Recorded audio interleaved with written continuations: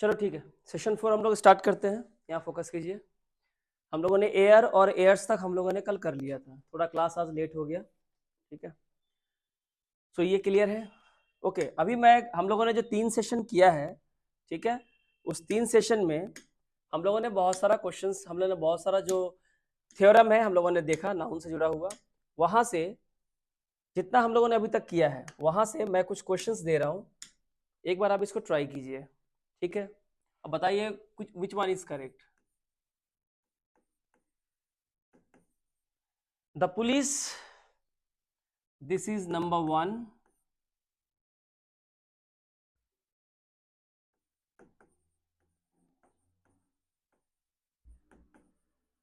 is becoming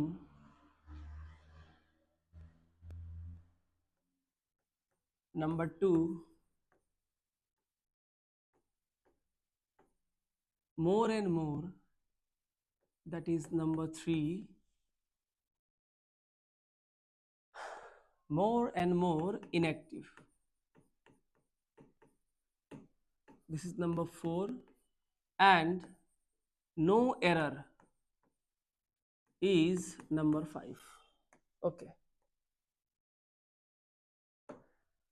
question मैंने आपको दिया है जो प्रीवियस क्लासेस, जो मैंने 3 सेशन जो आप लोग का लिया है मैंने नाउन के ऊपर, ठीक है, वहां से मैंने एक छोटा सा क्वेश्चन, जैसा किस तरह से एग्जाम में टाइप का आता है, तो वहां से मैंने आपको एक क्वेश्चन दिया है। तो question, the police is becoming more and more inactive. ठीक है, हो सकता है सेंटेंस और थोड़ा लंबा हो जाए, लेकिन रूल तो नहीं बदलेगा, रूल जो है वही रहेगा। सो इस सवाल को देखो और इस सवाल में बताओ कि कहाँ पे आपको इसमें एरर नजर आ रहा है। अगर एरर है तो बताओ कहाँ है, और अगर एरर नहीं है तो आपका आंसर होगा पार्ट नंबर 5। अगर एरर है तो पार्ट 1 में हो सकता है, पार्ट 2 में हो सकता है, पार्ट 3 में, पार्ट 4 में, या पार्ट 5 में। हम लोग क्या पढ़ रहे हैं? नाउन। तो अगर हम लोग नाउन पढ़ रहे हैं तो हमारा जो फोकस होगा वो नाउन के एरर पे होगा, क्योंकि चैप्टर ही नाउन चल रहा है। तो आपको देखना है कि एरर जो है नाउन के किस पार्ट में है, नाउन है कहाँ, पहले वो देखना होगा। उसके बाद आपको बताना होगा इसमें एरर क्या है। तो इसमें आपको एरर जो है क्या दिख रहा है, बताइए इसमें एरर कहाँ पे है। मैंने इसकी चर्चा कई बार कर दी है। पार्ट 2 में, पार्ट 2 में क्या है? पार्ट 2 में तो नाउन ही नहीं है। हाँ ठीक है, बताओ पार्ट 1। हाँ ठीक है, हाँ ठीक है, बताओ क्या रिस्पेक्ट में क्या है यहाँ पे। तो आप कह रहे हो यहाँ पे क्या होगा? आर। और आर क्यों होगा? यस, हमने कहा था जो पुलिस होता है या पीपल होता है, ठीक है, मैंने कहा था ये क्या होता है, प्लूरल सेंस में इसका इस्तेमाल किया जाता है। तो हमारा जो सब्जेक्ट है ये हमारा क्या हो गया? ये हमारा सब्जेक्ट हो गया। हमारा जो सब्जेक्ट है जिससे स्टार्ट हो रहा है वो हमारा नाउन जो है प्लूरल नंबर में है। अगर हमारा नाउन, हमारा सब्जेक्ट प्लूरल नंबर में है तो जो वर्ब फॉलो करेगा वो भी क्या होगा? प्लूरल नंबर में होगा। तो यहाँ पे जो इज का इस्तेमाल किया गया है ये गलत है, और हमारा सही और करेक्ट आंसर क्या ग्रामेटिकली होगा? आर। ये हमारा सही आंसर है। बाकी यहाँ पे सब कुछ ठीक है, कुछ नहीं है।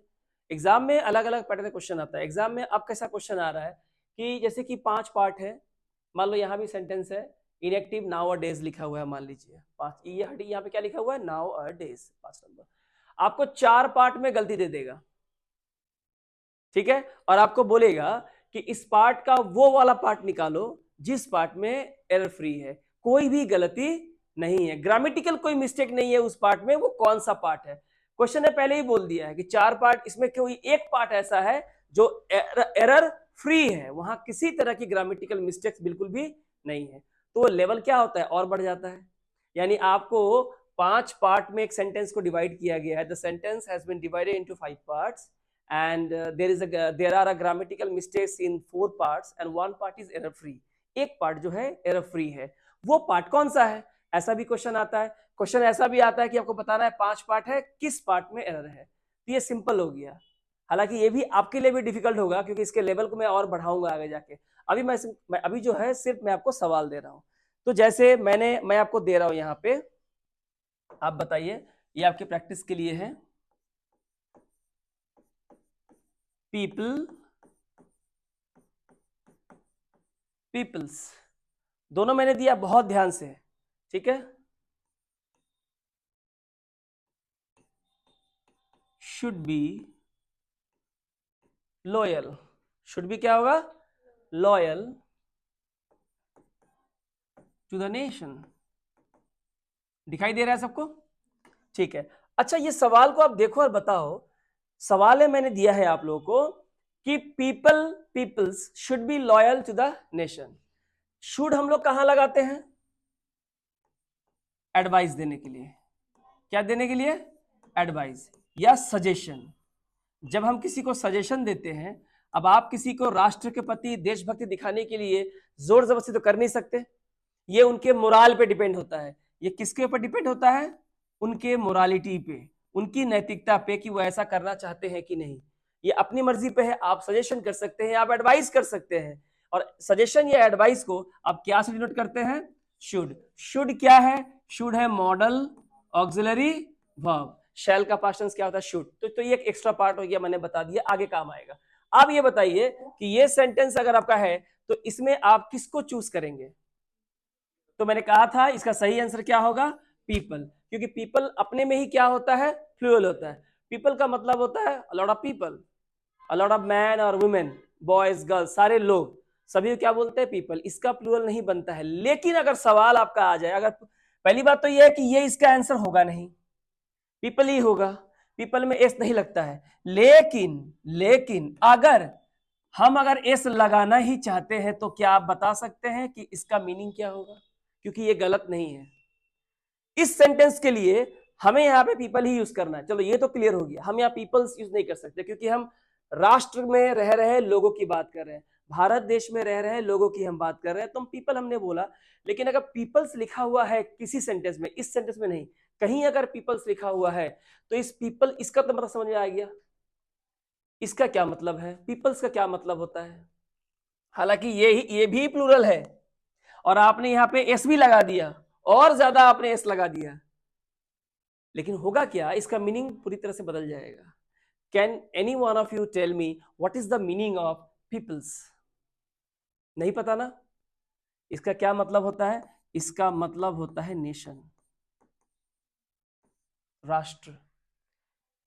इसे क्या मतलब होता है? राष्ट्र। So it is very. अब बताओ कितना ट्रिक होगा तुम्हारे साथ एग्जाम में कि आपने क्या सीखा, सर ने तो पीपल सिखाया, और आपको बुक में भी बहुत, मेरे ख्याल से बहुत ही रेयर ऐसा किताब होगा जहां पे पीपल्स कहीं आपको मिलेगा, कहीं कभार कहीं एक जगह पे मिल जाएगा और दिखाई नहीं देगा आपको।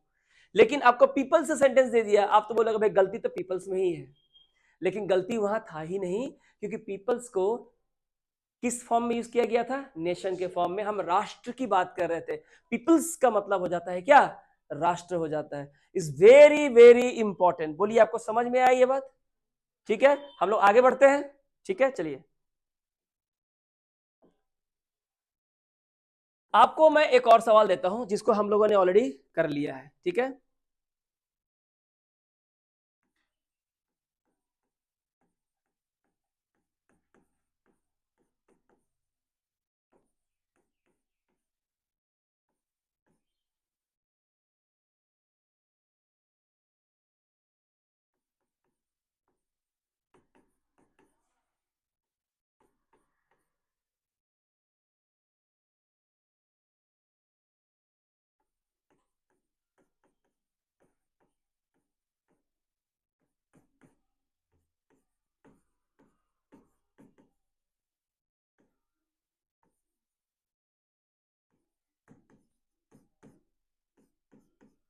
एनी मैंने क्या हो गया?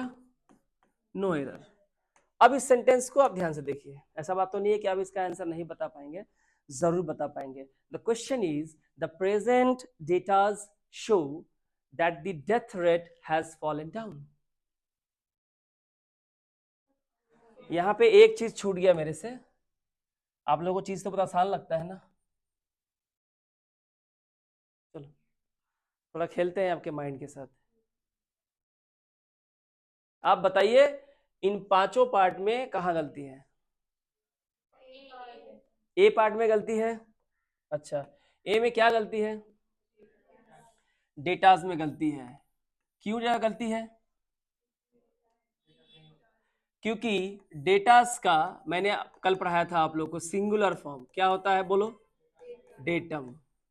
और इसका प्लूरल फॉर्म क्या होता है? डेटा। तो आपको पता है कि डेटा ऑलरेडी एक प्लूरल फॉर्म है, यानी बहुत सारे आंकड़े जो हमें मिलते हैं किसी भी तथ्य के बारे में, उन्हें हम क्या कहते हैं? डेटा कहते हैं। अगर एक आंकड़ा मिल रहा है तो उसे डेटम कहते हैं, पर ज्यादातर मॉडर्न इंग्लिश ग्रामर में इतना इस्तेमाल होता नहीं है। मॉडर्न इंग्लिश ग्रामर में हम डेटा का ही इस्तेमाल करते हैं, सिंगुलर के लिए भी और प्लूरल के लिए भी। जैसे कल से कहते हैं एजेंडा, सिंगुलर प्लूरल दोनों में सेम तरह से इस्तेमाल करते हैं। अगर आप सिंगुलर सेंस में लगता है आपने इस्तेमाल किया तो वर्ब आप सिंगुलर लगा दीजिए। अगर आपको लगता है कि एजेंडा का इस्तेमाल आपने प्लूरल सेंस में किया है तो आप कौन सा वर्ब लगा दीजिए? प्लूरल वर्ब लगा दीजिए, कोई दिक्कत वाली बात नहीं है। हमें जब यहाँ पता है कि डेटा ऑलरेडी प्लूरल है तो उसके साथ क्या एस और एस यहाँ पे इस्तेमाल होगा? यहाँ पे नहीं होगा। तो बताइए डेटा क्या है? प्लूरल है। अगर डेटा प्लूरल है, आपसे ऑप्शन में दिया रहेगा कि गलती कहाँ कहाँ पे है। आपको ऑप्शन ऐसे दिया हुआ है, आपको ऑप्शन दिया हुआ है ए एन बी, आपको दिया हुआ है ए एन सी, आपको दिया हुआ है बी एंड डी, आपको दिया हुआ है ए बी एंड सी, आपको दिया हुआ है ऑल। कि सभी जगह गलती, आपको एरर निकालने के लिए बोला गया है। और बैंक एक सवाल अब इस तरह से आ रहे हैं, ऐसा नहीं है कि किसी एक में आपने एरर निकाल दिया और निकल गए, ऐसा नहीं होगा। अब बैंक आपको रोक के रखता है, पूरा का पूरा कॉन्सेप्ट चेक करता है कि आपने पढ़ाई ठीक से की है कि नहीं की है। एकदम सीधा सी सवाल है। तो आपसे पूछा है कि गलती कहाँ कहाँ है, तो आपने कहा कि ए में तो गलती है। अगर ए में गलती है तो एग्जाम में अब क्या करोगे? आपको पता है बी और डी होगा नहीं, क्योंकि अगर ए में गलती है तो हमें वो ऑप्शन चूज करना पड़ेगा जहां ए तो होना ही चाहिए, क्योंकि गलती ए में तो है ही। ठीक है, ए बी एन सी हमें नहीं पता, ऑल हमें नहीं पता, ए एन सी यहाँ अभी देखो 1 2 3 में हमारा गलती है। अब बताओ अगर हमारा ये द प्रेजेंट डेटा, डेटा अगर हमारा प्लूरल है, सब्जेक्ट यदि हमारा प्लूरल है तो हमारा वर्ब भी क्या होगा? प्लूरल होगा। अगर हमारा वर्ब प्लूरल होगा तो वर्ब प्लूरल कब होता है? जब वर्ब फर्स्ट फॉर्म में होता है। किस फॉर्म में होता है? फर्स्ट फॉर्म में। और अगर वर्ब के फर्स्ट फॉर्म में हम एस या ईएस अगर हम जोड़ देते हैं तो ये क्या हो जाता है? सिंगुलर। कल हमने बहुत बोला है। और ये किस फॉर्म में होता है? प्लूरल। तो यहाँ पे एस नहीं होना चाहिए था, यानी कि बी पार्ट में भी गलती है। अगर बी पार्ट में गलती है तो ये होगा नहीं, क्योंकि इसमें बी नहीं है। यहाँ बी तो है पर ए नहीं है। यहाँ ए बी एन सी है, सी में क्या है देख लीजिए, सी में है डेथ थ्रेट, ये तो कुछ है नहीं।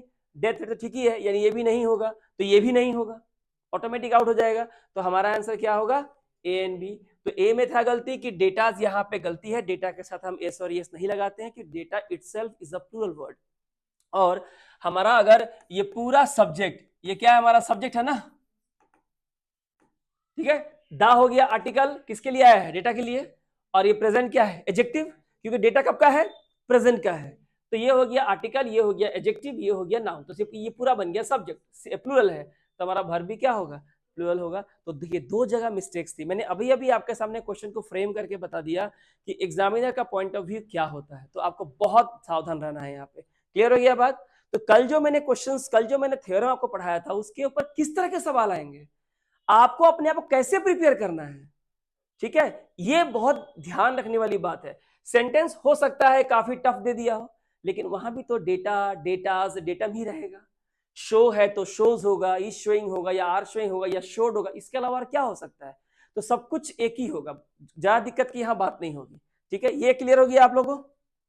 ओके फाइन, चलिए अब थोड़ा आगे बढ़ते हैं इससे। तो इसी तरह से मैं आपको सेंटेंस दे रहा हूं, आप यहां बताइए इसका क्या होगा।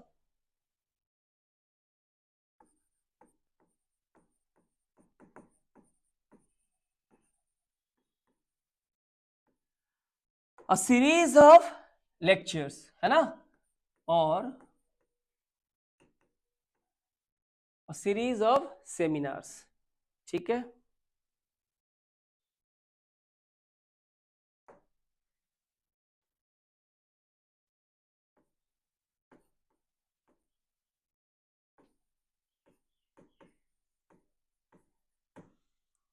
ये एक सेंटेंस है आपके लिए।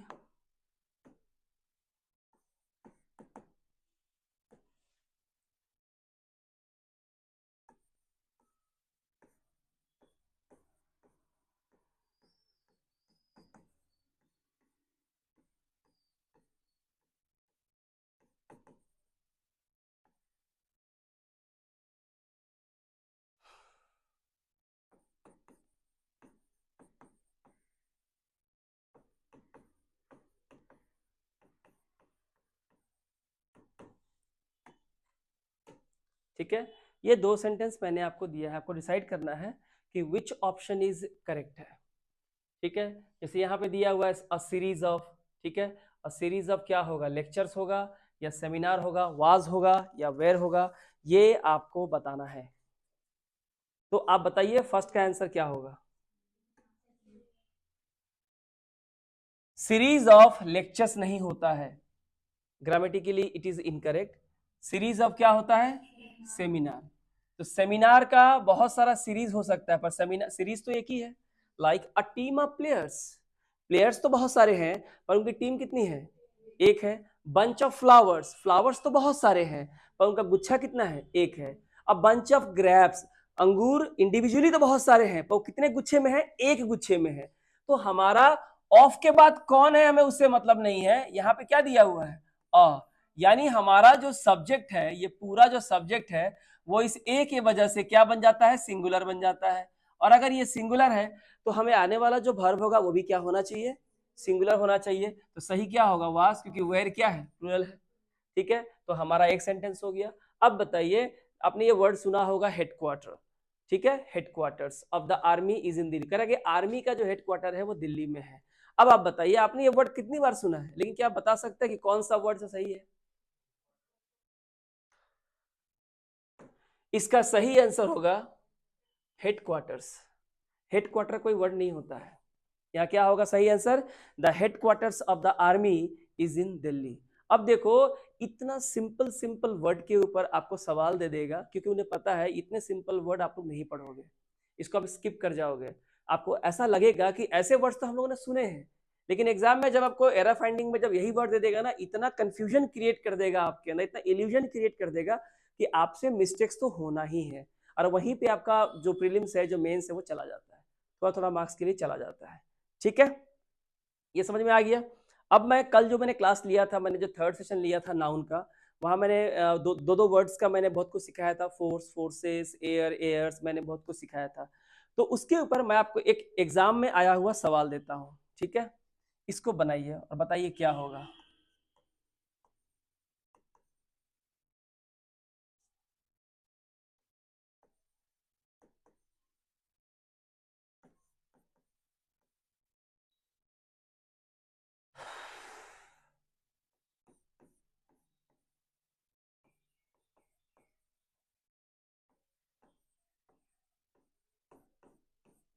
ठीक है, Indian force are known for.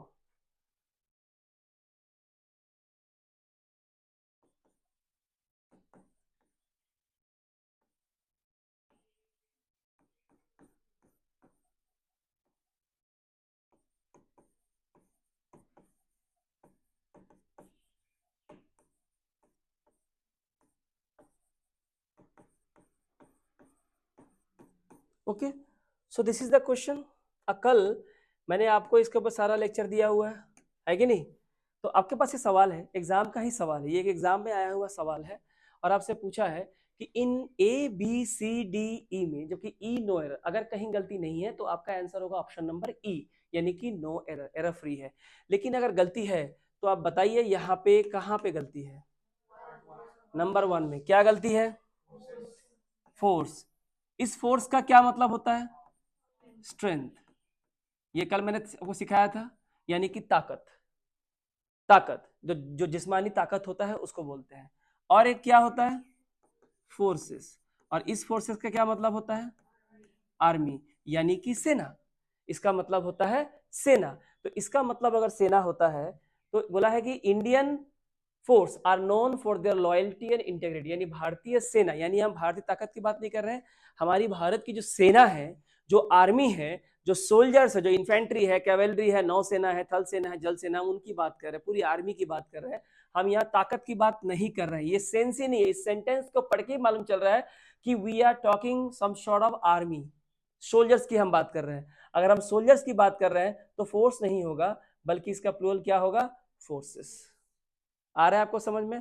तो एग्जाम में किस टाइप का सवाल आएगा आप देख लीजिए।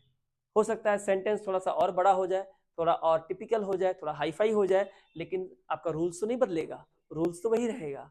ठीक है, अब जैसे मैं आपको एग्जांपल देता हूं, बताइए, आपको इसकी मीनिंग बतानी है, ध्यान से देखिएगा।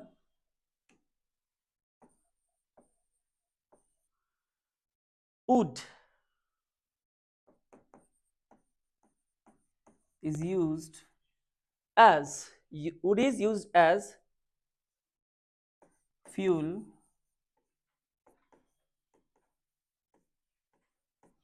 to light. Wood is used as fuel to light furnaces.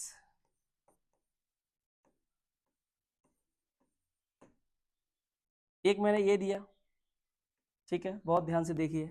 उसके बाद मैं दे रहा हूं आपको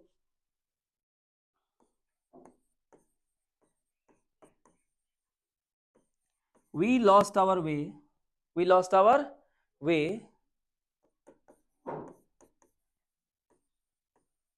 in the wood, ठीक है। इसके बाद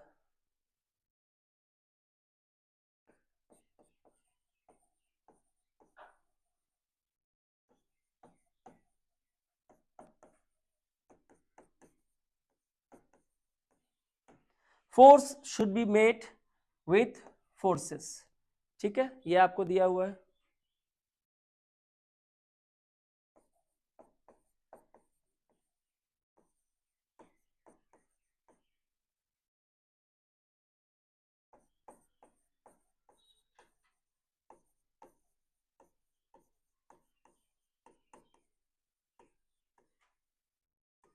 Okay, so you have 4 sentences on the board. Wood is used as fuel to light furnaces. Chimney को जलाने के लिए या आग जलाने के लिए हम लोग wood का इस्तेमाल करते हैं। We lost our way in the wood. Force should be met with forces. A force of 15 persons robbed the bank. बोलिए।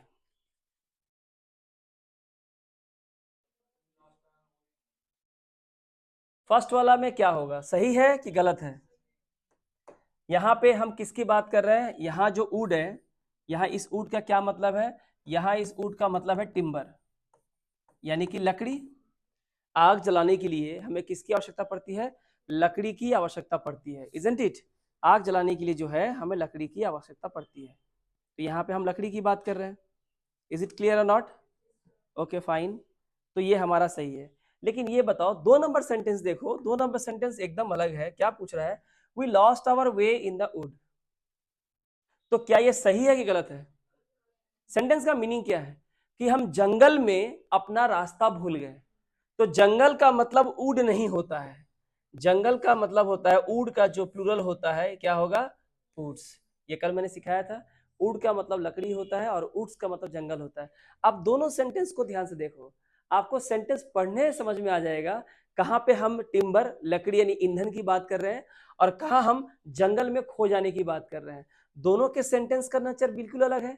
अगर आप दोनों के सेंटेंस के नेचर को बेहतर तरीके से समझ सकते हैं तो आप जानते हैं कि पहले वाले में हमें वुड का इस्तेमाल करना है और दूसरे वाले में हमें वुड्स का इस्तेमाल करना है।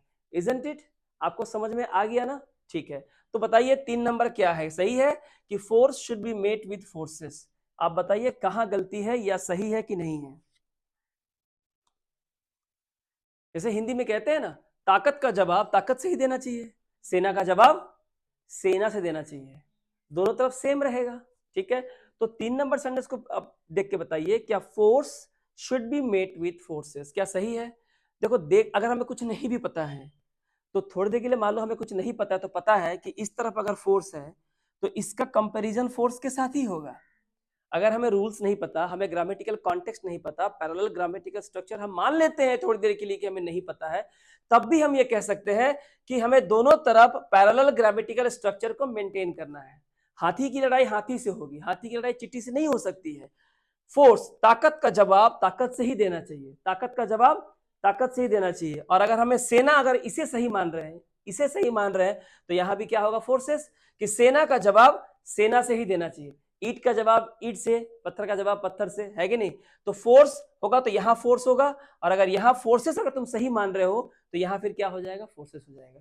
तो हम थोड़ी देर के लिए मान लेते हैं हम ताकत की बात कर रहे हैं, तो हमारा यहां भी सही आंसर क्या हो जाएगा? हमारा यहां पे हमारा हो जाएगा फोर्स, ताकत का जवाब ताकत से। और अगर सेना का जवाब सेना से होगा तो फोर्सेस, इसको सही रखो, तो हमें यहां क्या करना पड़ेगा? हमें यहां कर देना पड़ेगा फोर्सेस, ठीक है। तो either of the case is correct, आप जिसको सही मानते हो वो आपका आंसर हो जाएगा। सेंटेंस को अगर थोड़ा और लंबा कर देंगे ताकि सेंटेंस को और क्लियर करने के लिए कि हम स्ट्रेंथ की बात कर रहे हैं या हम आर्मी की बात कर रहे हैं, तो और क्लियर हो जाएगा कि फोर्स सही है कि फोर्स सही है। लेकिन अभी इस सेंटेंस के माध्यम से मैंने दोनों ही चीजें आपको बताने की कोशिश किया। अब मुझे बताइए कि 4 नंबर सेंटेंस क्या सही है? A force of 15 persons rob the bank. 15 लोगों का एक जो दल है उसने बैंक को लूट लिया। अब ये सेंटेंस एग्जाम में आ गया। अब आप बताइए कि क्या सही है क्या गलत है, क्या आप बता सकते हैं? बताइए क्या होगा? फोर्सेस। आप मुझे बताइए कि सही है ना, फोर्सेस तो होगा ना, सब राजी है? ओके, अगर आप राजी हैं तो भैया आपसे बड़ा बेवकूफ तो कोई होगा नहीं। बैंक को लूटने के लिए अगर हम यहां पे फोर्सेस लिखते हैं, क्या लिखते हैं? कहते हैं ना एग्जाम में सब कुछ मलाई की तरह परोस के नहीं देगा खाने के लिए आपको। आइए बैठिए, आप तो पहली बार घर पे आए हैं, खा लीजिए थोड़ा सा पेट भर के। वैसे नहीं होता है एग्जाम में बाबू। They will test whether you are eligible for the post or not, whether you are meeting all the criteria or not for the post. Bank को लूटने के लिए सेना जाता है क्या? फोर्सेस माने क्या होता है? आर्मी। तो 15 लोगों का आर्मी गया था ना बैंक को लूटने के लिए, तो जो मर्जी आया कर देगा, क्योंकि मैंने बोला था फोर्स माने ताकत, फोर्सेस माने आर्मी। तो यहाँ तो 15 लोग हैं तो आर्मी हो गया, लगा दो फोर्सेस। मैंने पढ़ाई तुम लोग इस तरीके से करना चाहते हो। बात मेरी समझ में आ रही है कि नहीं समझ में आ रही है? ठीक है, आम छील के भी खाते हैं और आम काट के भी खाते हैं, आम चूस के भी खाते हैं। डिपेंड करता है कि यहाँ पे काटने के लिए बोला है, छीलने के लिए बोला है या चूसने के लिए बोला है। आपको मेरा बात समझ में आ रहा है? तो यहाँ फोर्सेस होगा? अरे नहीं होगा भाई, कैसे हो जाएगा फोर्सेस? 15 लोगों का सेना बैंक को लूट लिया तो बड़ा मुश्किल हो जाएगा भाई। तो बांग्लादेश से हाल हो जाएगा हम लोग का देश में भी। ऐसा नहीं होता है। अ फोर्स ऑफ 15 पर्सन्स ठीक है, लेकिन इसका मतलब क्या है? अ फोर्स ऑफ 15 पर्सन ने क्या किया? बैंक को लूटा। तो बैंक को ऐसे चलेगा लूटे, हम आए हैं बैंक को लूटने के लिए, पैसा दे दो जल्दी से, टाइम नहीं है हमारे पास, ऐसा बोलेगा जाके? अरे वो लोग हथियार लेके जाएगा भाई, किसी के पास चाकू, किसी का हथियार, किसी के पास गन, किसी का मशीन गन होगा। बात समझ में आ रहा है? तो यहां पे क्या होगा, इसका मतलब बिल्कुल सही सेंटेंस है, सही सेंटेंस। इसका मतलब होता है a body of armed man, a body of armed man, यानी हथियारों से लैस लोगों का एक दल। इसका मतलब हमें इतना सीखने के बाद भी देखो एग्जामिनर कैसे टेस्ट किया आपको। आप तो आंख बंद करके बोलोगे यहां गलती है, जैसे अभी सबने कहा फंसाया ना मैंने सबको। अब सोचो एग्जामिनर तुमको कैसे फंसाएगा। तो सब कुछ यही फंस जाओ क्लास के अंदर ताकि वहां फंसना ना पड़े। इसको बोलते हैं क्लैरिफिकेशन ऑफ द कॉन्सेप्ट। एकदम कॉन्सेप्ट को एकदम क्लियर, पानी की तरह क्लियर करके पढ़ो, तभी पढ़ने का मजा है। ऐसा नहीं जो रटाया वही रट लिया तुमने। ये तो अभी तुमने जो कहा वो रटने वाला नॉलेज हो गया। फोर्स नहीं होगा फोर्सेस होगा, फोर्सेस नहीं होगा फोर्स होगा। जबकि यहाँ पे मैंने बता दिया क्या होगा। यहाँ तो 15 लोगों ने जो काम किया वो तो गलत काम है। रॉब्ड करना यानी बैंक को लूटना गलत काम आर्मी नहीं करती है, बल्कि उसी हथियारों से लैस कुछ लोगों का, लुटेरों का दल करता है। तो यहाँ पे हम फोर्सेस लगाएंगे तो पूरा मीनिंग ही आपका नेगेटिव हो जाएगा। अब आपको समझ में आया बात मेरी कि क्या हो रहा है यहाँ पे? क्लियर है कॉन्सेप्ट? आगे बढ़े? ओके ठीक है, तो ऐसे करके ही पढ़ने का मजा आएगा। ठीक है, अब कल जो मैंने क्लास लिया था, क्योंकि सिर्फ क्लास लेने से नहीं होगा, आपने कितना सीखा नहीं सीखा उसको टेस्ट तो करना पड़ेगा भाई, है ना? चलो आगे एक मैं कुछ सवाल देता हूं, आप मुझे बताइए क्या होगा।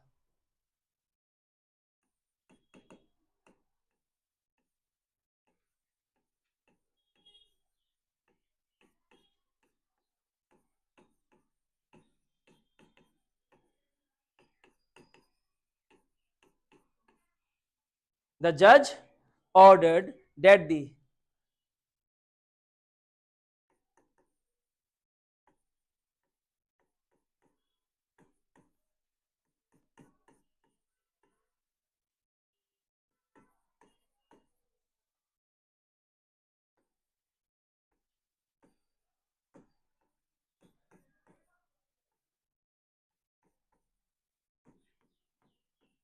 चलो अब ये सेंटेंस देखो आप, ये भी कल हमने आपको थर्ड सेशन के नाउन के क्लास से मैंने अच्छे तरीके से आपको समझा दिया था। ठीक है, जहां हम लोग कलेक्टिव नाउन के बारे में पढ़ रहे थे, हम लोग यहाँ भी आगे पढ़ेंगे। तो यहाँ पे देखिए क्या बोला है, जो दो वर्ड्स के बारे में लोग पढ़ रहे थे पीछे, एयर एयर्स, आयरन आयरन्स, आपका और क्या था, फोर्स फोर्सेस, कलर कलर्स, हमने कहा था कलर्स माने क्या होता है, फ्लैग्स ऑफ डिफरेंट नेशंस, है ना। तो यहां बोला था जज ordered that the iron of accused should be removed. जज ने आदेश दिया कि जो एक्यूज है, जिसपे इल्जाम लगा है, ठीक है, उसके आयरन को क्या कर दिया जाए, रिमूव कर दिया जाए। क्या सेंटेंस ग्रामेटिकली सही है? श्योर? हम फंसा नहीं रहे, इसका पूरा नॉलेज है तुम लोगों को? तो ठीक है, कहां पे गलती है? सी, क्या गलती है? आयरन। देखो आयरन क्या होता है, मेटल, धातु, ठीक है। तो यहां पे हम एक्यूज्ड के हाथों से लोहे को हटाने की बात कर रहे हैं, या जो जो जंजीर हम बांध के रखे हैं, या जो हथकड़ी हम जो बांध के रखे हैं उसको हटाने की बात कर रहे हैं। और जो हथकड़ी होती है, हथकड़ी को हम इंग्लिश में कल में क्या सिखाए थे, आयरन्स, है ना। तो यहाँ पे जो है ये गलत है, और यहाँ पे सही वर्ड हमारा क्या होगा, हमारा सही वर्ड होगा आयरन्स। आयरन्स यानी हमने आपको कल सिखाया था, आयरन्स का क्या मतलब होता है, हैंडकफ्स, हथकड़ी, या फेटर्स मेड विद आयरन, यानी कि जेल की सलाखें, की जो सलाखें होती हैं जो लोहे की बनी होती है, जिसके पीछे मुजरिम को कैद रखा जाता है, हम उसे भी आयरन्स कहते हैं। तो देखो एग्जाम में किस तरह का सवाल आ रहा है, मैं आपको एकदम लाइव दिखा रहा हूं कि एग्जाम में सवाल जो आपने पढ़ा उसके ऊपर आपको एरर फाइंडिंग करना है। अभी तो आपको जब नाउन खत्म होगा तो आपको हम ऐसा ही एरर फाइंडिंग बहुत सारा करवाएंगे, लेकिन उसके बाद एग्जाम में जैसा अभी आ रहा है ना, 4 जगह गलती है, सेंटेंस के एक हिस्से में करेक्ट है, आप वो खोज के बताओ, लेवल बढ़ गया। और बताना है A B B C A B C A B C D या नन ऑफ दी, ये भी सारे ऑप्शन में ही फंसाएगा आपको, यानी पूरा कॉन्सेप्ट क्लियर चाहिए नौकरी अगर लेना है तो। हाँ, नॉलेज लेके घर में जाके ट्यूशन पढ़ाना है तो काफी है, वो काफी है एकदम, ठीक है। आगे अब मुझे बताइए सही है कि गलत है।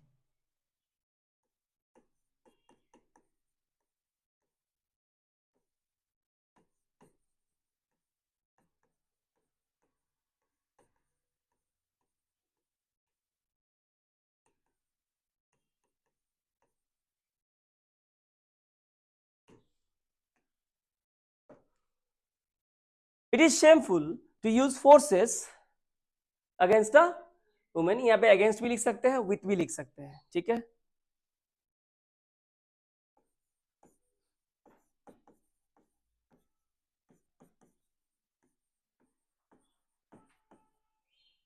The force of the border,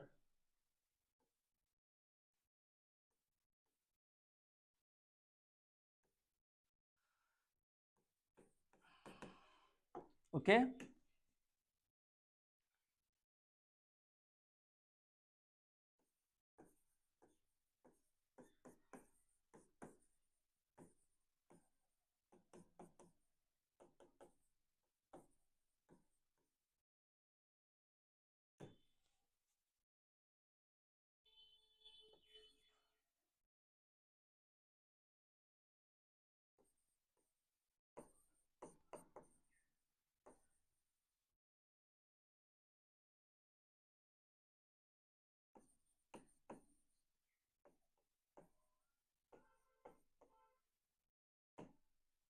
चलो सेंटेंस सामने है आपका। फर्स्ट है, it is shameful to use forces against a woman or with a woman, okay. The force of the border are always alert, I shall returns within 2 hour, the returns were very poor. There are 4 sentences, आपको 4 sentences यहाँ पे मैंने दे रखा है, ठीक है। अब आप मुझे बताइए, सबसे स्टार्ट करते हैं पहले वाले सेंटेंस से, और अब बताइए क्या कुछ गलती है, सही है, या सब कुछ सही है, बताइए।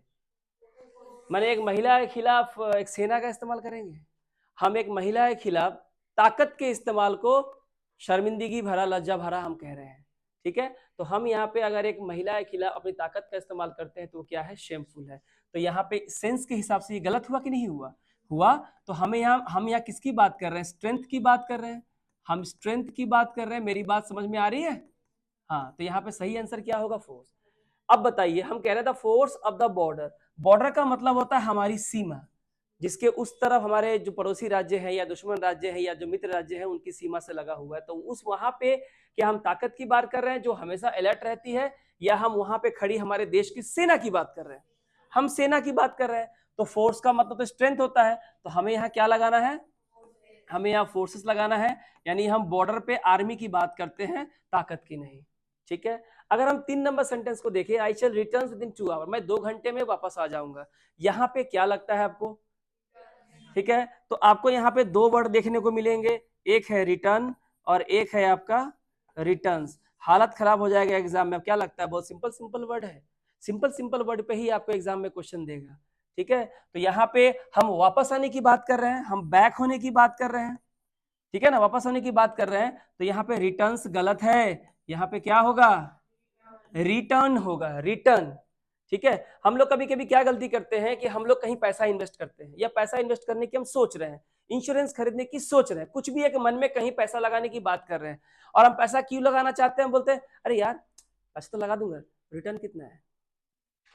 तो हम बोलचाल वाली भाषा में तो कुछ भी बोल देते हैं, पर हमारा ये बोलना ही गलत हो गया क्या? इसमें रिटर्न कितना है? रिटर्न माने तो वापस आना हुआ। हम बात कर रहे हैं कि मैं यहां पैसा लगाऊंगा तो मुझे मुनाफा कितना होगा, मुझे प्रॉफिट कितना होगा। मैं जो पैसा लगाऊंगा वो तो मुझे मिलेगा ही, उसके ऊपर का जो मलाई है यानी जो अर्निंग है, अर्निंग वो कितना होगा। हम प्रॉफिट की बात कर रहे हैं, तो यहां हम सेकंड में क्या की बात कर रहे हैं? वापस आने की ना प्रॉफिट की? The returns were very poor, तो यहाँ पे ये सही है, यहाँ पे ये करेक्ट है, ये सेंटेंस हमारा करेक्ट है। यहाँ रिटर्न्स का जो मतलब होता है वो होता है प्रॉफिट्स।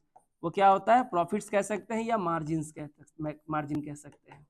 ठीक है, या अर्निंग्स भी कह सकते हैं। हम जो कमाना चाहते हैं हम उसकी बात कर रहे हैं। अब आप सोचो कि एक सिंपल सा वर्ड ने हमारा जो कितना हालत खराब कर रख दिया है। ऐसे कितने वर्ड्स हैं ग्रामर में जो आपको सीखना बहुत जरूरी है अभी कॉम्पिटिटिव एग्जाम्स की तैयारी करते वक्त। ये आपके नॉलेज को भी बहुत बहुत बहुत बेहतर कर देता है। ठीक है, ये क्लियर हो गया आपको? तो आई होप कि जो मैंने यहाँ पे आपको समझाया, और ग्रामर के कई सारे रूल्स जो मैंने थर्ड सेशन में हमने पढ़े, सेकंड सेशन में हमने पढ़े, नाउन के हमने पहले एपिसोड में पढ़ा, वो सारा आपने देखा होगा, तो जाके आपको ये आसानी से क्लियर हो रहा होगा। और जो भी यहाँ पे नए वर्ड्स आपको मिल रहे हैं वो भी आपको समझ में आ रहा होगा। तो हम लोग आगे बढ़ते हैं। ठीक है, थोड़ा और अपने नॉलेज को और थोड़ा शार्प करते हैं। ठीक है, क्योंकि इतना करने से ही नहीं होगा। एग्जाम के सारे सवाल लेकर आया हूँ, किसी कारणवश यहाँ बोर्ड पे शो नहीं हो रहा है, मैंने भी बनाया लेकिन फिर भी सेव करने के बाद भी शो नहीं हो रहा है। ठीक है, चलो अभी हम लोग इसको देखते हैं।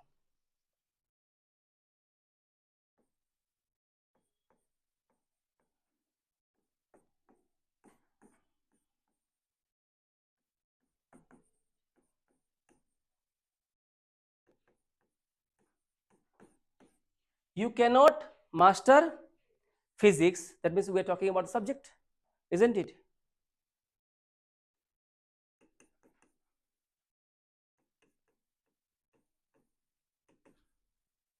Without learning the formula, without learning the formula that govern it. ये सेंटेंस है आपके पास, और आपको बताना है कि इसमें क्या आपको सही और क्या आपको गलत लग रहा है।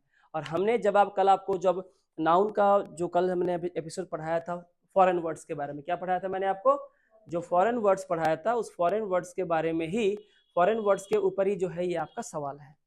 तो फॉरेन वर्ड्स के ऊपर अगर ये सवाल है तो क्या आप मुझे बता सकते हैं कि यहाँ पे किस पार्ट में आपको गलती लग रही है? ये सवाल आपका IBPS क्लर्क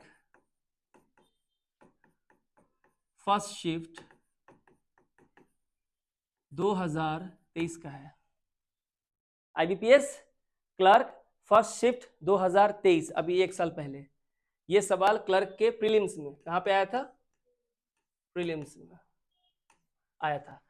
तो अब अगर ये एग्जाम का सवाल है तो आप बताइए कि क्या मैंने ये आपको पढ़ाया है, आपको समझ में आ रहा है कि you can not master physics without, देखो फिजिक अलग होता है, एक होता है फिजिक, एस हटा दो, यानी आपकी शारीरिक रूप रंग ढांचा को बोलते हैं भाई इसका फिजिक बहुत पतला है, इसका फिजिक बहुत अच्छा है, हेल्दी है वगैरह वगैरह। एक होता है फिजिक्स, इसका स्पेलिंग ही ऐसा है PHY SICS। मैथमेटिक नहीं बोलते हैं, मैथमेटिक्स बोलते हैं। इकोनॉमिक नहीं बोलते हैं, इकोनॉमिक्स बोलते हैं। पॉलिटिक नहीं बोलते हैं, पॉलिटिक्स बोलते हैं। आप आज पढ़ने वाले हैं उन सबको, फिर भी हमने यहाँ इसके ऊपर सवाल नहीं किया है। मैंने फिजिक्स के ऊपर सवाल ही नहीं किया, वो तो अभी पढ़ेंगे हम लोग। सवाल हमने उसके ऊपर किया है जो मैंने कल आपको पढ़ा दिया था फॉरेन वर्ड्स में। तो वहां कौन सा फॉरेन वर्ड आपने पढ़ा था? यस, पहले ये खोजो कि आपने तो फॉर्मूला पढ़ा था, ठीक है, formula.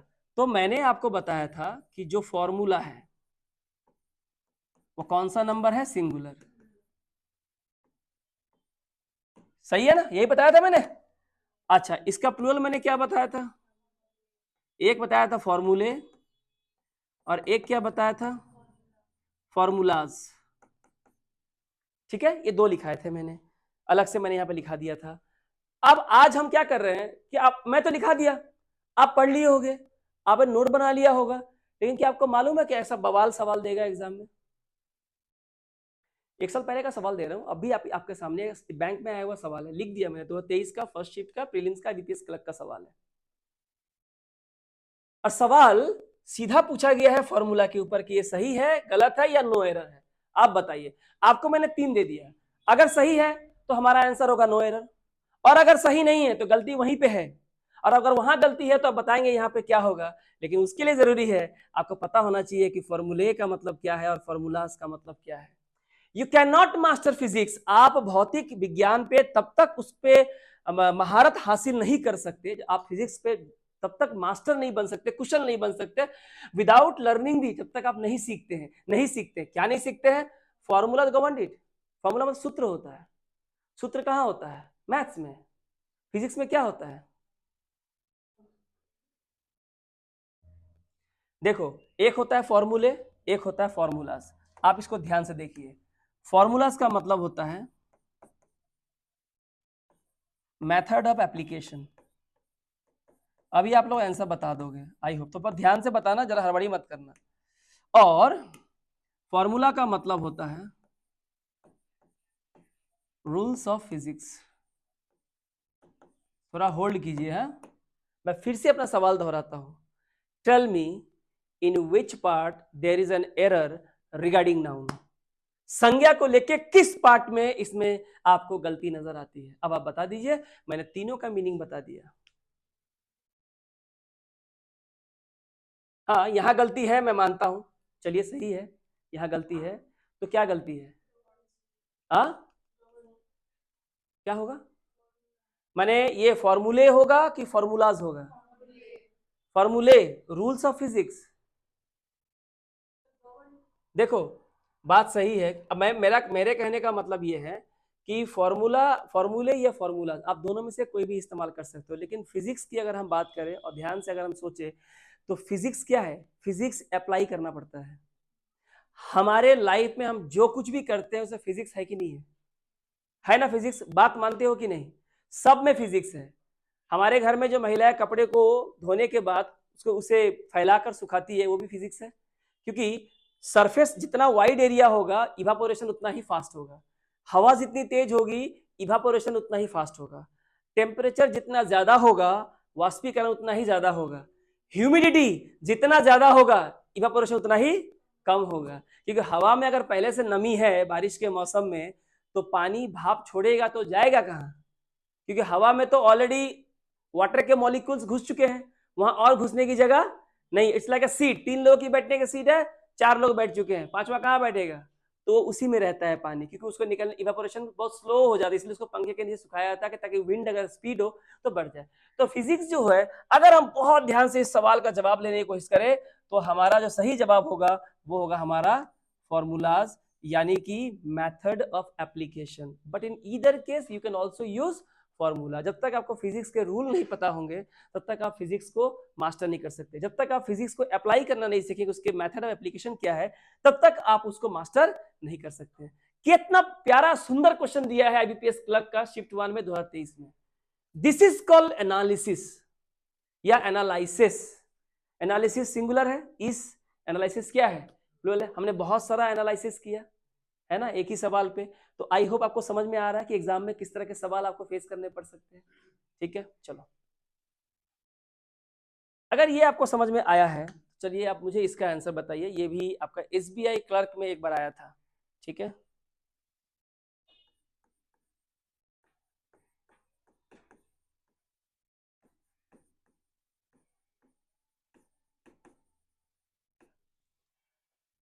The price of production, the price of production.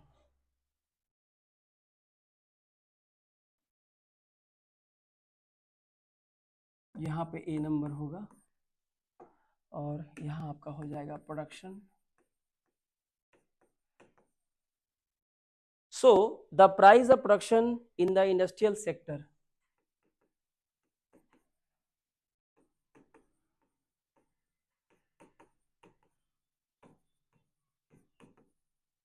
in the industrial sector has, यहां लिखते हैं has gone up। now अभी मैं इसके नंबरिंग कर देता हूं। ये हो गया आपका बी नंबर, ठीक है, ये हो गया आपका सी नंबर, ये हो गया आपका डी नंबर और ये हो गया आपका नो एरर। अब आप इसको सवाल को देखिए, ये सवाल एसबीआई क्लर्क प्रीलिम्स 2016 का है। बहुत ही शानदार सवाल है, बहुत ही बढ़िया सवाल है। सवाल का जवाब दीजिए। The price of production in the industrial sector has gone up. बताइए इसका सही आंसर क्या होगा? ए में? आप कह रहे हो कि आपका जो एरर है वो ए में है, तो क्या बी स्पेसिफिक कि ए में कहां गलती है?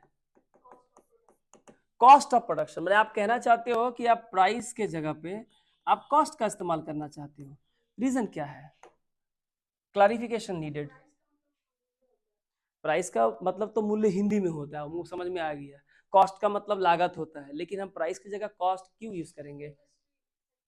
हाँ तो, हाँ तो प्राइस कहाँ पे होगा फिर? नहीं, आप ठीक ही जगह पे जा रहे हो, तो थोड़ा क्लैरिफिकेशन स्पेसिफिक नहीं है, ठीक है। देखिए प्राइस और कॉस्ट में क्या फर्क है? दोनों लगता है ना एक ही है, पर दोनों में जमीन आसमान का फर्क है। प्राइस हो गया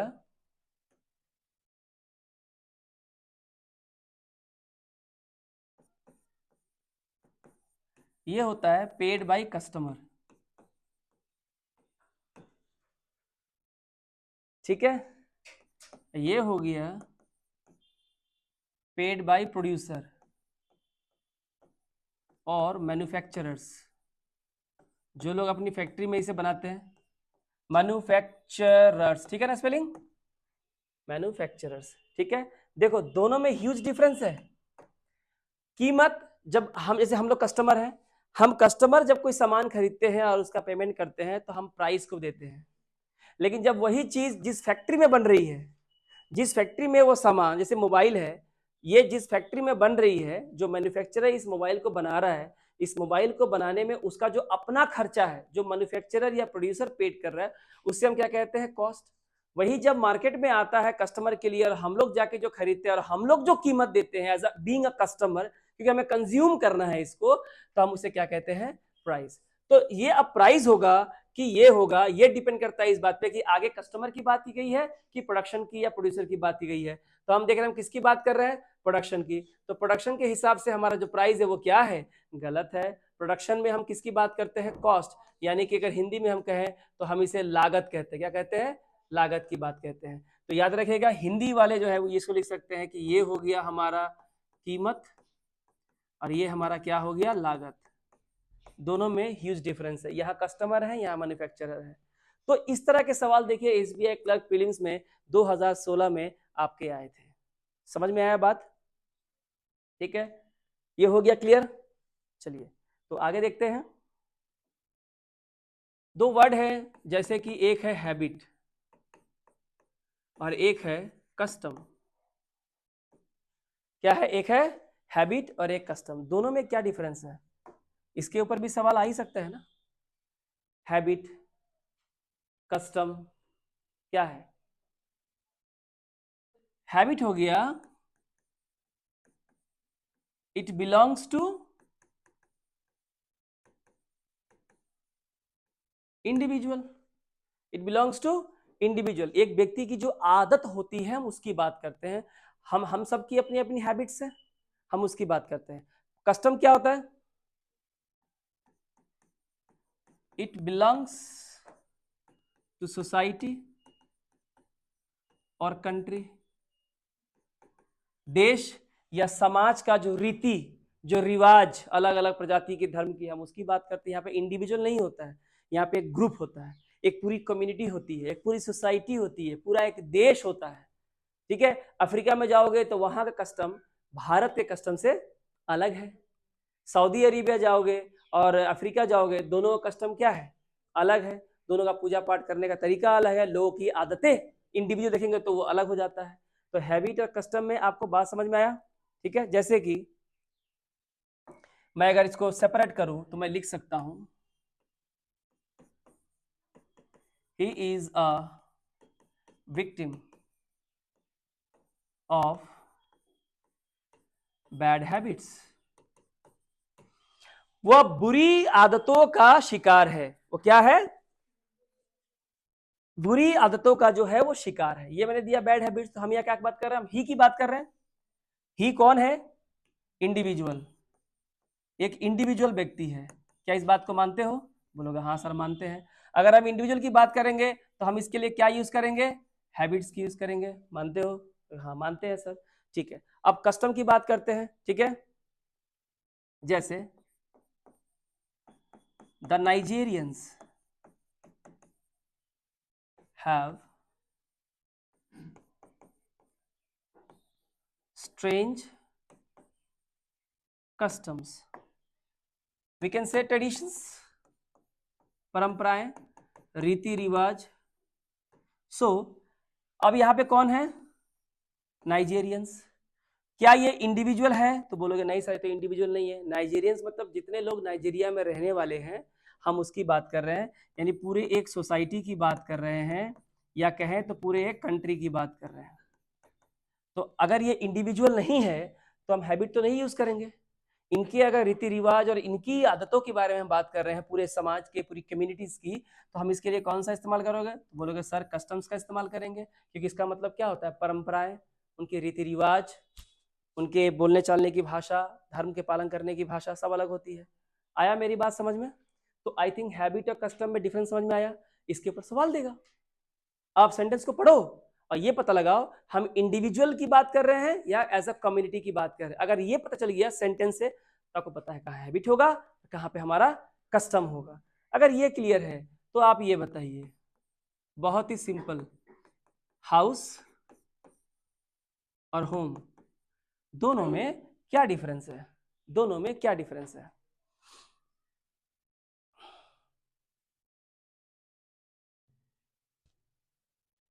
हाउस और होम में क्या डिफरेंस है? आप लोग क्या बोलते हो? ये मेरा घर है, इंग्लिश में क्या बोलते हैं? वो अभी बोल रहे हो ना, हम लिख दिए हैं इसलिए। बाहर पूछ दो, this is my house sir.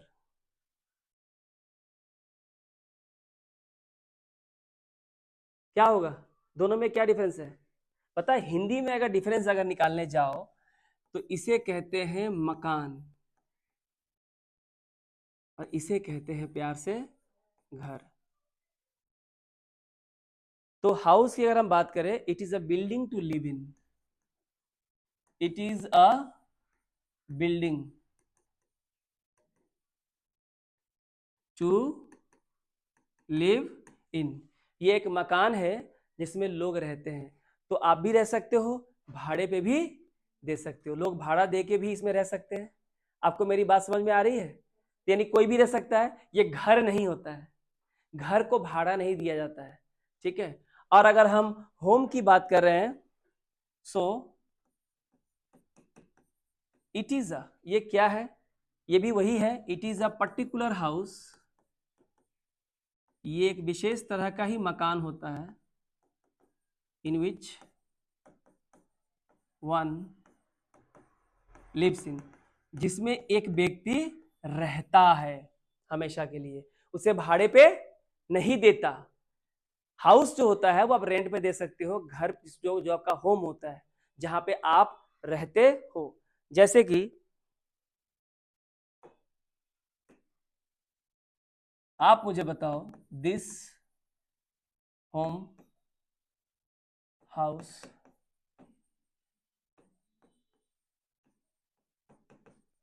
Is made of BRICS. मैंने एक ये दिया, ठीक है। दूसरा दिया,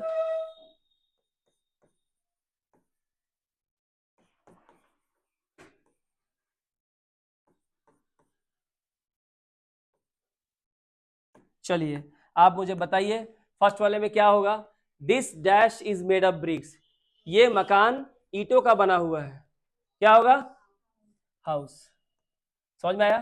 and you must go house home now, तुम अपने घर जाओ। जहां पे ये जो यू जो है ना, जिसे हमने वन से डिनोट किया है, कोई भी एक इंडिविजुअल हमेशा रहता है, तुम घर चले जाओ। और ये जो बना, ये मकान है, मकान किससे बना है, ब्रिक से बना है। दोनों सेंटेंस का देखो नेचर कितना अलग है। दोनों सेंटेंस में एक में हाउस आ रहा है, एक में क्या आ रहा है, होम आ रहा है।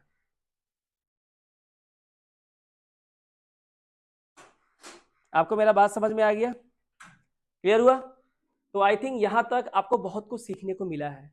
ठीक है, ठीक है, आगे बढ़ते हैं। इसके बाद है कुछ बवाल सवाल। कल जो मैंने क्वेश्चन आपको करा दिया था, जो फॉरेन वर्ड्स कराए थे, सिंगुलर प्लूरल मैंने कराया, सब कुछ कराया, उसके ऊपर मैं एक सवाल आपको दे देता हूं, इसे आप नोट कर लीजिए और इसका जवाब मुझे कल बताइएगा। क्रिकेट और क्रिकेट्स, इन दोनों में क्या डिफरेंस है, मुझे इसको मीनिंग बताना है आपको, इंग्लिश में, हिंदी में या बांग्ला में। इंग्लिश में तो लिखना ही है और अपनी मातृभाषा में लिखना है, और इनके लिए एक एक सेंटेंस बनाना है। प्रोसीडिंग क्या है और प्रोसीडिंग्स क्या है, ये दो बवाल सवाल है। ये कमेंट करके जरूर बताइए या होमवर्क में जरूर करके लाइए, बताइए यहाँ पे कि इसका सही आंसर क्या होगा। इसका सेंटेंस में यूज करने से ही इन दोनों का जो मीनिंग है वो क्या हो जाएगा, क्लियर हो जाएगा। What is cricket, what is crickets, what is proceeding and what is proceedings.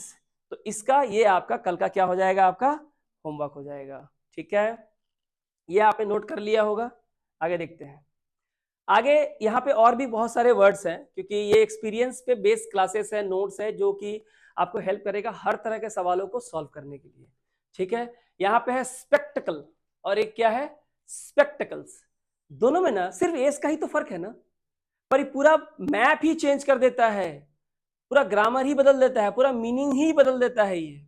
देखिए ध्यान से, स्पेक्टिकल का मतलब होता है कोई भी आप दृश्य आप देख रहे हैं, क्या शानदार दृश्य है, चाहे वो खेल का मैदान हो, चाहे वो कोई पहाड़ी सीन हो, या कहीं पे आप बैठे हो, नदी हो, सामने पहाड़ हो और सूरज उगता हुआ नजर आ रहा है, क्या बोलोगे, what a beautiful sight it is, बोलते हैं ना, कितना सुंदर दृश्य है ये। जब हम दृश्य की बात कर रहे हैं, साइट की बात कर रहे हैं, तो हम क्या कहते हैं, स्पेक्टिकल।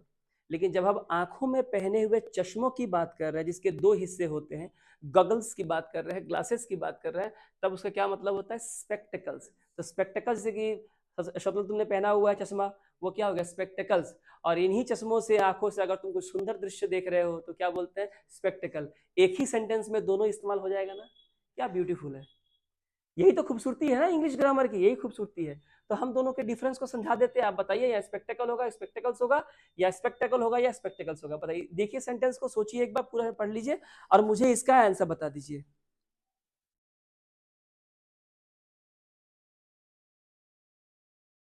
आराम से पढ़ो।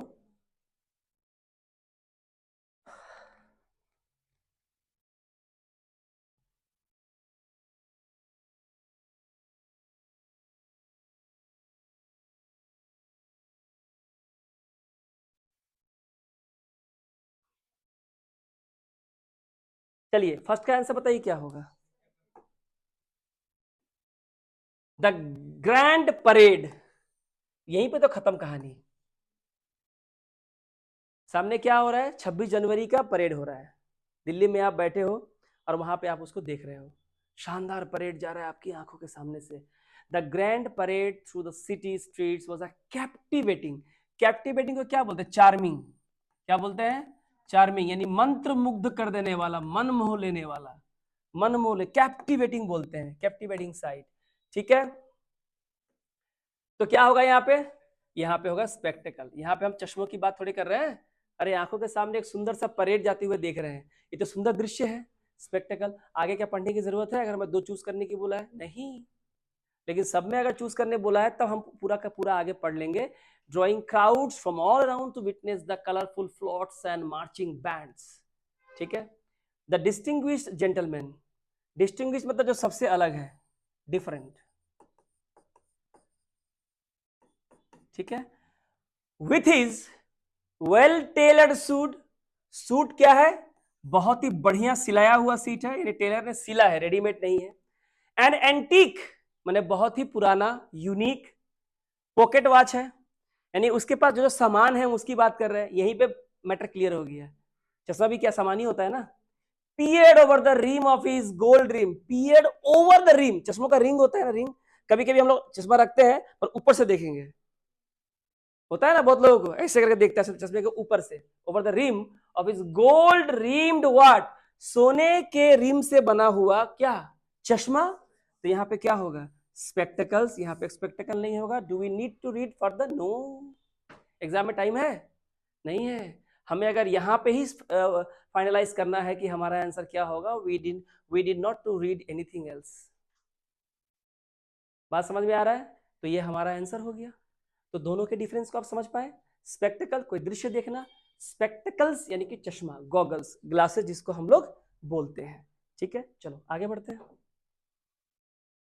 हम लोग कल नाउन स्टार्ट किए थे, नाउन का नंबर स्टार्ट किए थे, फॉरेन वर्ड्स पढ़ लिए, बहुत सारे हमने काम किए, बहुत सारे क्वेश्चंस के माध्यम से हमने ये सीखा कि उन्हीं पे एग्जाम में सवाल जो है किस तरीके का आता है. अब आते हैं सिंगुलर और प्लूरल कैसे बनाया जाता है. ये आपने पहले भी बचपन में स्कूलों में सीखा होगा, पर यहाँ पे इसे सीखना जरूरी तो है ही, साथ में इसको अप्लाई करना भी हम नेक्स्ट क्लास में सिखाएंगे. आज खाली आपको हम रूल्स पढ़ाएंगे. सबसे पहले एज सिंगुलर कॉमन नाउन. कौन सा नाउन सिंगुलर है, कॉमन नाउन है, जैसे बॉय, गर्ल, कॉमन नाउन है. टेबल, चेयर, कॉमन नाउन है. ठीक है, तो ऐसे कॉमन नाउन के अंत में अगर क्या हो, एस हो. ठीक है, क्या हो, हमारा एस होता है या डबल एस होता है या एस एच होता है या फिर सी एच होता है या एक्स होता है या फिर जेड होता है. तो किसी भी सिंगुलर कॉमन नाउन के अंत में अगर S, double S, S H, C H, X और जेड होता है तो उसका प्लूरल कैसे बनेगा, उसमें ई एस जोड़ के. कैसे बनेगा, ई एस जोड़ के. This is very important. तो यहाँ पे मैंने आपको दिया है बस. देखिए बस में एस है, ग्लास में डबल एस है, यहाँ पे एस एच है, यहाँ पे सी एच है, यहाँ पे एक्स है और यहाँ पे जेड है. सारे नियम आ गए, सारे नियम आ गए. तो इनके लास्ट में क्या लगाने हैं, E S. Buses, glasses, wishes, church है क्या हो जाएगा, चर्चेस, बॉक्स है, बॉक्सेस, क्विज है तो क्विजेस. आप मेरी बात समझ में आ रही है? यहाँ पे देखिए क्विज में जेड डबल हो गया क्योंकि लास्ट में कॉन्सोनेंट है और कॉन्सोनेंट के पहले क्या है, वॉवेल. तो कॉन्सोनेंट और कॉन्सोनेंट के पहले क्या है, वॉवेल. जब इसका प्लूरल बनता है तो जो वॉवेल तो वैसे ही रहेगा, जो कॉन्सोनेंट है ना वो डबल हो जाता है. फिर लास्ट में क्या लगता है, ईएस लगता है. बहुत सारे केसेस में, कुछ वर्ड्स में नहीं लगते हैं, तो जिसमें लगते हैं उनको याद करने की जरूरत है. तो क्विज था, जेड डबल हो गया, लास्ट में क्या लग गया, ईएस लग गया, क्विजेस. एग्जाम में आपको स्पेलिंग पूछ लेगा कि क्विजेस का जो स्पेलिंग लिखा हुआ है वो सही है कि भी नहीं. आपको मेरी बात समझ में आ रही है? यहाँ पे देखिए किस दिया हुआ, S, class, S H, C H, tax, Z. देखिए जेड है, ये तो मैंने बताया अभी, वाल्च. यहाँ पे देखिए लास्ट में जेड है, जेड है पर जेड के पहले वॉवेल नहीं है. देखिए वैसे ही रखा गया है, E S. F I double Z पहले से ही है, ई एस. विच है जो जादूगरनी होती है, फॉक्स क्या हो गया, फॉक्सेस. तो ये देखिए, ये आपको इस तरह से आपको इसको बनाना है. एम आई क्लियर और नॉट? रूल समझ में आया? जिसके अंत में एस हो, डबल एस हो, एस एच हो, सी एच हो, एक्स हो, जेड हो, उसके अंत में ई एस डाल के हम उसका क्या बनाते हैं, प्लूरल बनाते हैं. कॉन्सोनेंट प्लस वाई, यानी कि ऐसा कोई भी सिंगुलर कॉमन नाउन जिसका लास्ट लेटर क्या हो, वाई, और वाई के ठीक पहले कौन हो, कॉन्सोनेंट. तो इस वाई को यहां से हटाएंगे, वाई को क्या में कन्वर्ट करेंगे, आई में, और उसमें क्या जोड़ना है, ई एस जोड़ना है उसका प्लूरल बनाने के लिए. तो लास्ट में अगर वाई हो और वाई के पहले क्या हो, कॉन्सोनेंट हो, तो इस वाई को आई में कन्वर्ट करके उसमें ई एस लगा दो, तो अब सिंगुलर कॉमन नाउन क्या बन जाता है, प्लूरल नाउन बन जाता है. आप यहाँ पे देखिए, और जो अलग से होगा वो अलग होगा. देखो बेबी है, वाई है, वाई के पहले क्या है, बी, वी क्या है, कॉन्सोनेंट है. ठीक है, तो ये वाई हटेगा, क्या में बदलेगा, आई में, और क्या लगेगा, ई एस, बेबीज. सेम इस तरह सिटी में क्या हो जाएगा, सिटीज. पपी में पपीज, पार्टी में पार्टीज, स्टोरी में आई स्टोरीज, लेडी में लेडीज, कंट्री में कंट्रीज, आपका फैक्ट्री है तो क्या हो जाएगा फैक्ट्रीज, मेलोडी है मेलोडीज IES, फैमिली है क्या हो जाएगा फैमिलीज, ड्यूटी है तो ड्यूटीज, चेरी है तो चेरीज, स्काई है तो स्काईज, एबिलिटी है तो एबिलिटीज, और पॉलिसी है तो क्या हो गया पॉलिसीज। आप सब में ध्यान देखिए, सबके लास्ट में आपका वाई है और वाई के पहले क्या है कॉन्सोनेंट है। तो इसका रूल कहता है कि वाई को आई में कन्वर्ट करके उसके अंत में आप ईएस अगर लगाते हैं तो आप उस नाउन का आसानी से प्लूरल बना सकते हैं। एम आई क्लियर और नॉट? इसके ऊपर एप्लीकेशन करेंगे, पहले रूल तो सीख लीजिए, ठीक है। वहां आपको समझ में नहीं आया कि यहाँ पे IES क्यों लगा या Z डबल क्यों हुआ। इसके बाद ऐसा भी तो हो सकता है कि लास्ट में वाई तो है लेकिन वाई के पहले कॉन्सोनेंट नहीं है, भावेल है, तब ये वाई वैसा ही रहेगा, खाली क्या जोड़ना है इसके साथ एस। जबकि अभी आपने सीखा जो कॉन्सोनेंट वाला केस था, वाई के पहले कॉन्सोनेंट हो तो IES होता है, ये वाई हट जाता है यहाँ से। पर भावेल वाले केस में वाई के पहले अगर भावेल हो तो वाई नहीं हटेगा, भावेल भी रहेगा वाई भी रहेगा, सिर्फ क्या जोड़ना है एस जोड़ना है। अब दोनों का अगर डिफरेंस नहीं कर पाओगे और इसके ऊपर अगर आपको एरर फाइंडिंग दे दिया तो पूरा ट्रैप में आप फंस जाओगे, ठीक है। अब देख लो यहाँ पे दोनों में कितना शानदार डिफरेंस है। डे है, लास्ट में वाई है और वाई के पहले ए है और ए क्या है भावेल है, वाई है वाई के पहले ओ क्या है भावेल है, वाई के पहले ई क्या है भावेल है, वाई के पहले ओ भावेल है, वाई के पहले यू भावेल है, वाई के पहले ई भावेल है, वाई के पहले ई भावेल है। और इस तरह से सारे सेंटेंसेस आपको दिए हैं वाई के साथ और वाई के ठीक पहले आपको भावेल दिया हुआ है। और देखिए सब जगह वाई वाई वाई वाई है कि नहीं है, Y Y Y Y Y Y Y Y Y Y Y, और सब में क्या लगा हुआ है सिर्फ यहाँ पे एस लगा हुआ है। तो कितना शानदार है कि चीजों को आप कितने बेहतर ढंग से आप सीखते चले जा रहे हैं, isn't it? इसको जो सवाल देंगे तो आप फैसला कीजिए कि अब इस y को IES में कन्वर्ट करना है कि नहीं करना है, उसके लिए आपको रूल फॉलो करना पड़ेगा, isn't it? ये हो गया क्लियर बात, ठीक है। इसके बाद अब हमने तो y का चैप्टर खत्म कर दिया। अब हो सकता है लास्ट में ओ हो, पोटैटो टोमेटो डायनामो आता है, टॉर्पीडो वगैरह वगैरह, लास्ट में ओ हो, लेकिन ओ के पहले कौन हो कॉन्सोनेंट, अंत में लास्ट लेटर ओ हो सिंगुलर कॉमन नाउन का, और उसके ठीक पहले कॉन्सोनेंट हो तो इसमें क्या जोड़ देना है ES जोड़ देना है, ये ऐसे ही रहेगा इसका मतलब। अब आप यहाँ पे देखो जरा ध्यान से, ठीक है। देखो यहाँ पे O है और O के पहले कॉन्सोनेंट है T, O है, O के पहले R है कॉन्सोनेंट, O के पहले N है कॉन्सोनेंट, O के पहले T है, O के पहले H है, लेकिन यहाँ देखो O के पहले क्या है वॉवेल, ये वाला अलग हो गया ना, ठीक है। यहाँ भी ये वाला अलग हो गया, मैंने अलग से मार्किंग किया हुआ है, ओ के पहले कॉन्सोनेंट, ओ के पहले कॉन्सोनेंट, कॉन्सोनेंट, ओ के पहले वॉवेल है, ओ के पहले कॉन्सोनेंट, ओ के पहले कॉन्सोनेंट, ओ के पहले कॉन्सोनेंट, ओ के पहले कॉन्सोनेंट। जितना मैंने एरो मार्क किया है इन सब के अंत में ओ है और ओ के पहले कॉन्सोनेंट है।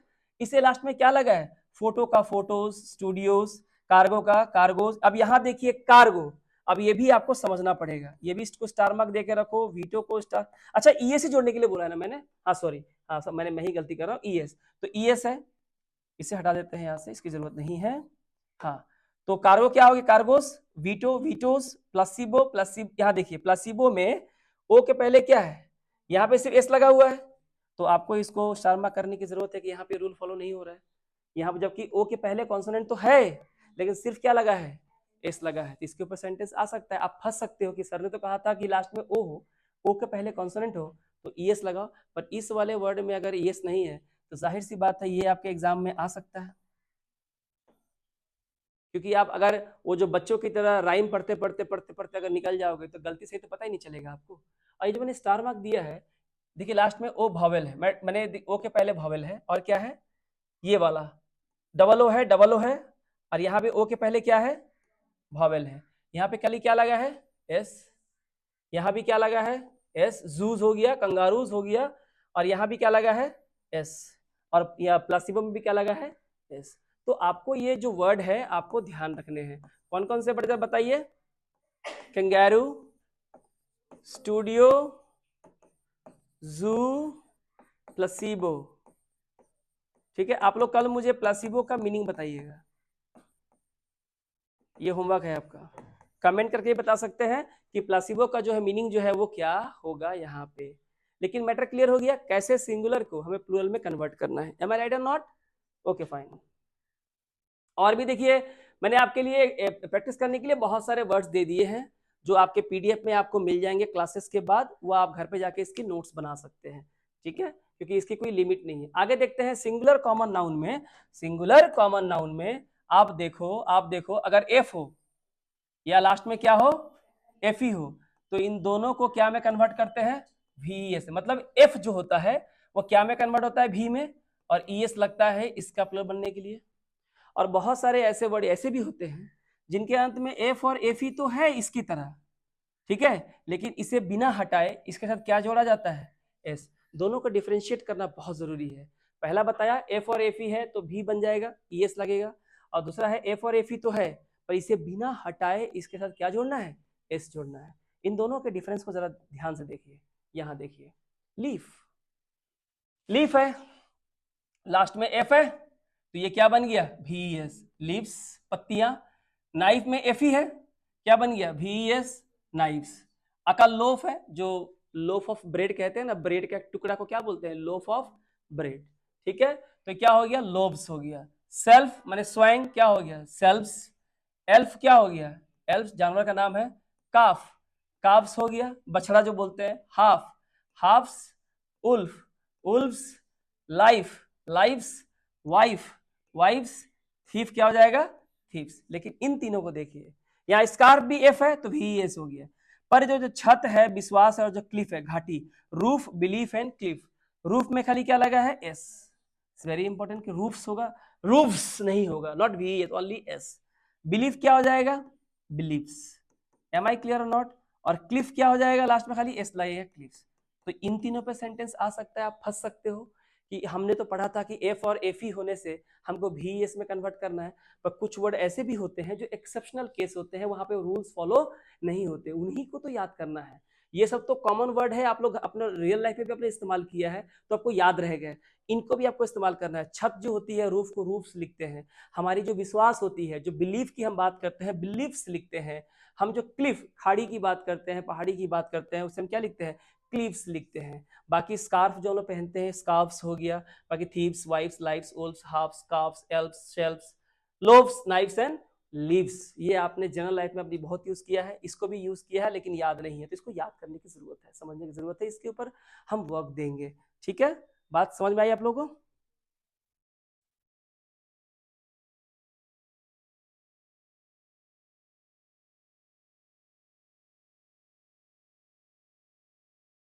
इसके बाद क्या है, चेंजिंग द वॉवेल्स।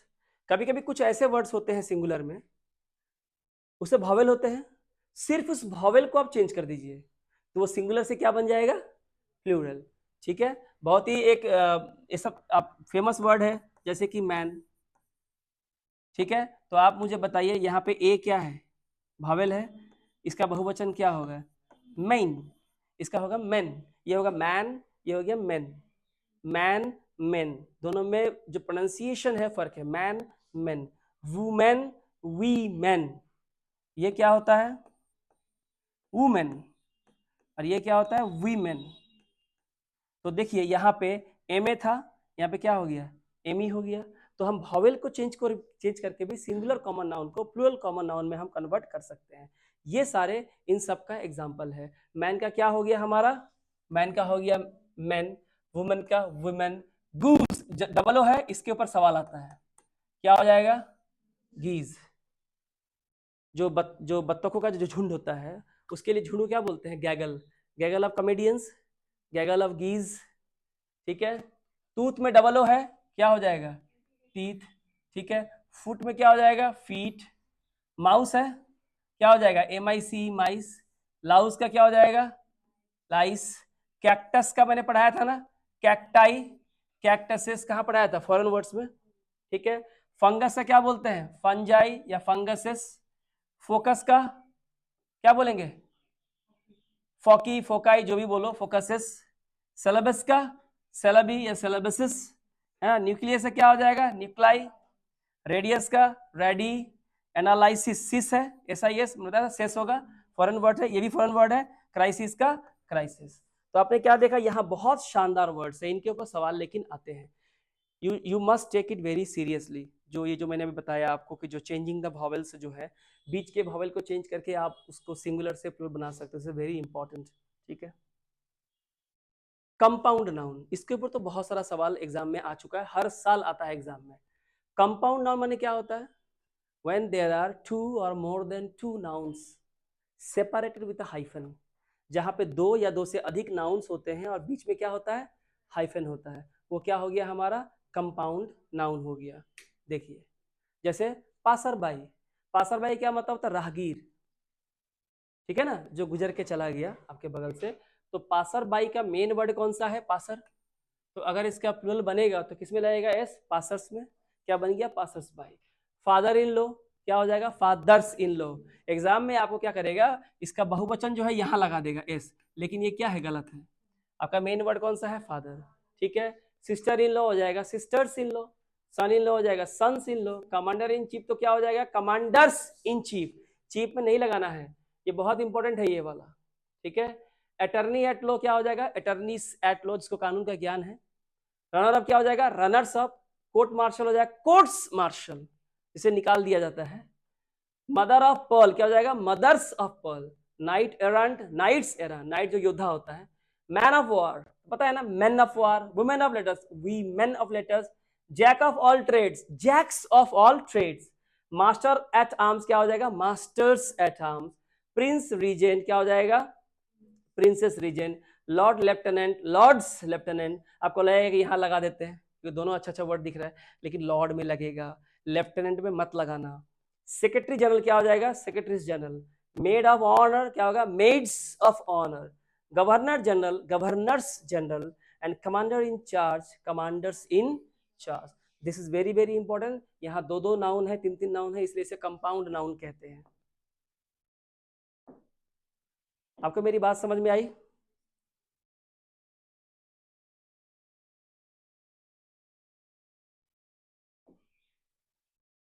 सवाल एक तो दिया हुआ था एग्जाम में, ऑल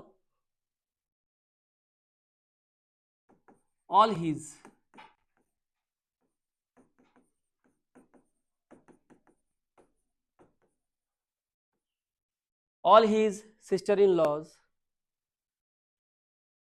आर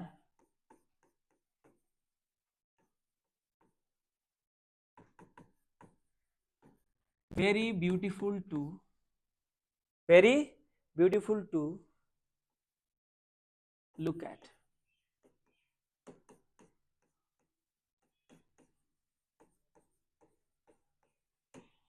सही है? क्वेश्चन देखिए क्या होगा। All his sister-in-laws are very beautiful to look at। Now this is a problem of compound noun। ठीक है, अब चूंकि यहाँ कौन बोला है? ऑल।